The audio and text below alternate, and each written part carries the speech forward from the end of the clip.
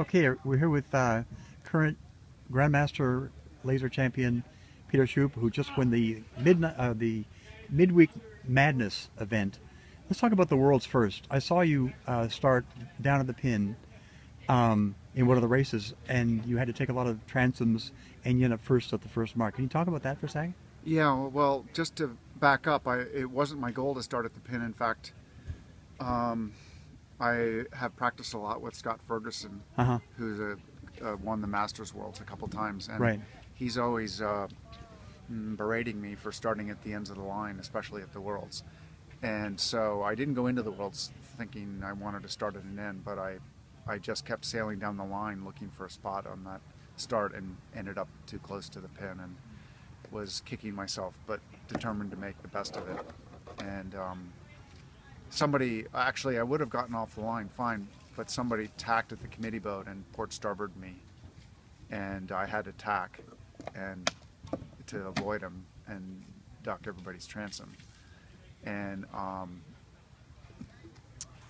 I didn't duck everybody's transom. I mean, it was a really pin favored start, so I was able to duck some transoms and actually cross a lot of people who were farther down the line. Right. And then so when you cross people's transoms, you're really not too far behind. You're almost equal, maybe a few feet behind. And I don't know. You're actually possibly equal with them when if you take a transom at speed on a reach. Right. So I remember just looking for a lane, and I think probably I got headed on port and tacked into a lane on a header into a lift. Then so then I wanted to go left because it's often favored to go left at Cork. Right. And I had my lane and I sailed left, and then just was within a 3 or 4 minutes back in the race, and I knew that I had survived a near disaster. Yeah.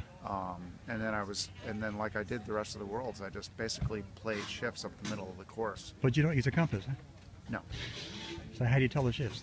I just look at my relative position to the people ahead and to leeward of me and behind me. Okay. And you have to look around a lot, and you have to take snapshots with your eyes. And if you go fast and you look around and take snapshots, and you keep doing that every 5, 10, 15 seconds, and you will develop a very quick picture of what's happening all the time. Okay. Plus, it's not just angles. It wasn't just angles there. I had a mantra, puff shift, and I just sailed for the puffs first and then sailed the shift second. Right. And that seemed to work. And when something works, you don't change it. Sure. And it was working. And you won the first 3 races, didn't you? 4. 4 races, yeah, so it was working. Yeah. Yeah. How about here? I missed today, but I guess it was shifting very light. Were you doing the same strategy? Well,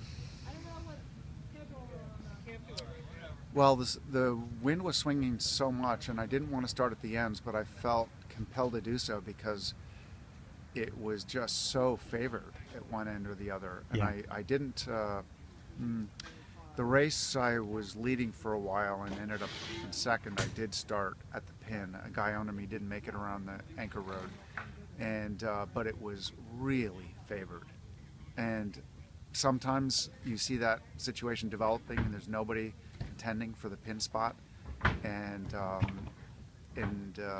I practiced starting at the pins in the committee boat a lot when I was younger, and I know the mechanics and what to worry about there. So I guess if I get forced into needing to start there, I'm fairly comfortable doing it. But really what I've learned is maybe even starting there in that race was a bad idea, but I did. Yeah.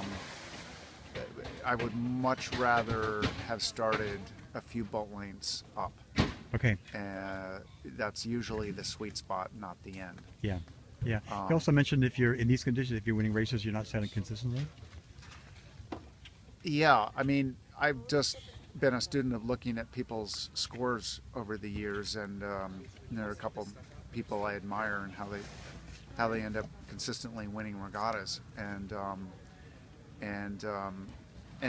even some of the guys I frostbite with, like Ed Adams, I will notice that he will give up first in order to make sure he doesn't get a fifth. Yeah. He'll take that second over having jeopardized getting a worse finish. Yeah.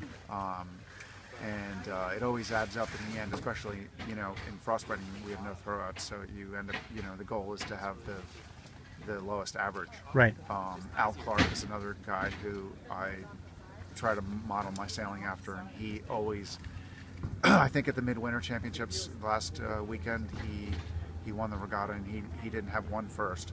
Yeah. Which is just, and his throat was a 7 or 8. I really, yeah, a very low throwout, but I admire that he won the regatta with no first. It's not, you're not trying to be, it's not a contest to win races. It's a contest to win the regatta. Right. So you have to keep focused on that. Right. Which means like I like to know, early in the regatta, you don't know who your competition's going to be yet. So you try to sail well without sailing risky. Later in the regatta, you tend to sail the competition more. Yeah, you tend to weight your decision on where the bulk of your competition is going. Yeah. I sailed a race like that in the last race where I knew I had to beat a guy, and I just stayed with him. And I knew he was sailing in phase, so we were both going to be in phase. And he's a good sailor, so he was going to go the right way, but I was going to stay with him. Right. And I just stayed in front of him the whole race, and it's not about your ego, because winning a race is about your ego. If winning a race falls into your lap, then you take it, obviously. Right. But you don't sail riskily to win a race, not in a long series. Yeah. Very good. So, excellent, my man.